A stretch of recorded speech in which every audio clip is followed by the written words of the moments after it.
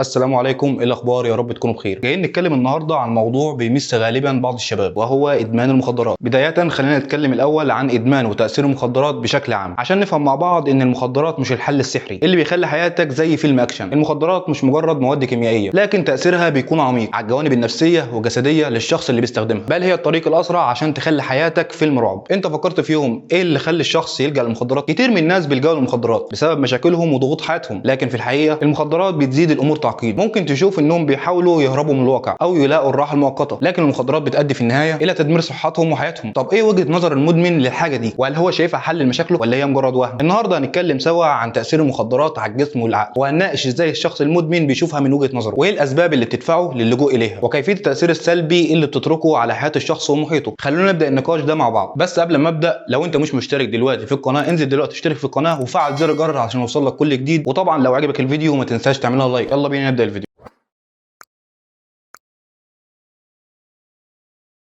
خلينا نتكلم الاول ونعرف ايه معنى الادمان قبل ما نتعمق في تاثير المخدرات وسبب اللجوء ليها. لازم نفهم الاول ايه معنى الادمان. الادمان هو حاله نفسيه وجسديه بتخلي الشخص يعتمد بشكل كامل على ماده معينه زي الحشيش، بحيث ان هو ما يقدرش يستغنى عنها. يعني الشخص المدمن بيحتاج الماده دي بشكل دائم لدرجه انها بتاثر على حياته بالكامل. الادمان مش مجرد استخدام عرضي، بل هي حاجه بتغير طريقه تفكير الشخص وسلوكه، وبتسبب له مشاكل صحيه ونفسيه كبيره. تاني حاجه هي تاثير المخدرات على الجسم والعقل. من ناحيه الجسم، المخدرات لها تاثيرات واضحه على الجسم، وكل نوع منها لها تاثيراته الخاصه، لكن في شويه اعراض عامه بتظهر على المدمن. لو جينا اتكلمنا عن الحشيش مثلا، هنقول ان هو بيأثر بشكل كبير على الجهاز التنفسي. الاستخدام المستمر ليه بيؤدي الى تهيج الشعب الهوائيه والتهابها، وده ممكن يسبب سعال مزمن ومشاكل في التنفس. كمان التدخين المستمر للحشيش ممكن يؤدي لتلف الرئتين على المدى الطويل. اما من ناحيه العقل، المخدرات بتأثر بشكل كبير على التفكير والمزاج. مدمن ممكن يلاقي صعوبه في التركيز والتذكر، وده بسبب تاثير المخدرات على دماغه. بتسبب تغييرات في المزاج، فممكن يمر بفترات من الاكتئاب والقلق، او حتى حالات من الهلوسه، والذاكره ممكن تتاثر، والشخص ممكن ينسى حاجات مهمه، او ممكن يكون مش قادر على التفكير بوضوح. مع مرور الوقت، الاستخدام المستمر للمخدرات بيدمر خلايا الدماغ، ده ممكن يؤدي الى اضطرابات عقليه طويله الامد زي الاضطرابات الشخصيه والنفسيه. كمان بتقلل من القدره على اتخاذ قرارات سليمه، مما يؤثر على حياه الشخص بشكل عام. باختصار، المخدرات بتاثر على الجسم والعقل بشكل كبير، وتسبب مشاكل صحيه ونفسيه خطيره. ثالث حاجه هي اسباب لجوء الشخص للمخدرات. السؤال هنا، ليه الشخص بيلجأ للمخدرات؟ الاسباب ممكن تكون كتيره، منها ضغوط نفسيه واجتماعيه، او المحاوله من الهروب من الواقع، او حتى بدافع الفضول والتجربه. الشخص اللي بيشرب مخدرات ممكن يشوفها حل المشاكل او وسيله للتخفيف من الالم، لكن الحقيقه هي مجرد فخ بتزيد من مشاكله. رابع حاجه هي وجهه نظر المدمن للشيء ده. المدمن بيشوف دايما المخدرات كوسيله للهروب من المشاكل والضغوط اليوميه. في البدايه لما يبدا في استخدام المخدرات بيحس ان هي بتخليه يعيش لحظات سعيده وكانها الحل السحري لمشاكله. المخدرات بتدي احساس مؤقت للراحه، وده بيخليه يشعر ان هو قادر يتغلب على الالم والضغوط النفسيه بشكل اسهل. من وجهه نظره، المخدرات ممكن تبدو وكأنها بتخليه يشعر بتحسن ملحوظ في مزاجه، أو إنه قادر يواجه العالم بشكل مختلف. في بعض الأحيان المدمن بيكون عنده شعور بالتحكم الزائف، يعني بيحس إنه قادر يواجه الحياة وتحدياتها، رغم إن هو في الحقيقة بيغرق في مشاكل أكتر. لكن مع الوقت، بعد ما إحساس السعادة المؤقت بيزول، بيبدأ المدمن يواجه مشاكل جديدة بسبب تأثير المخدرات. اكتشف إن حياته صارت أصعب، إنه فقد السيطرة على الأمور، وبقى مدمن يعتمد على المخدرات بشكل مستمر عشان يحس بنفس الإحساس اللي كان بيشعره في البداية. كده يكون عايش في دوامة من المشاكل والإدمان. في النهاية، غالبا المدمن اوقات كتير ما بيبقاش واعي ان هو في مشكله، لكن بيكون صعب عليه ان هو يخرج من الدايره دي لوحده، وده بسبب اعتماد جسده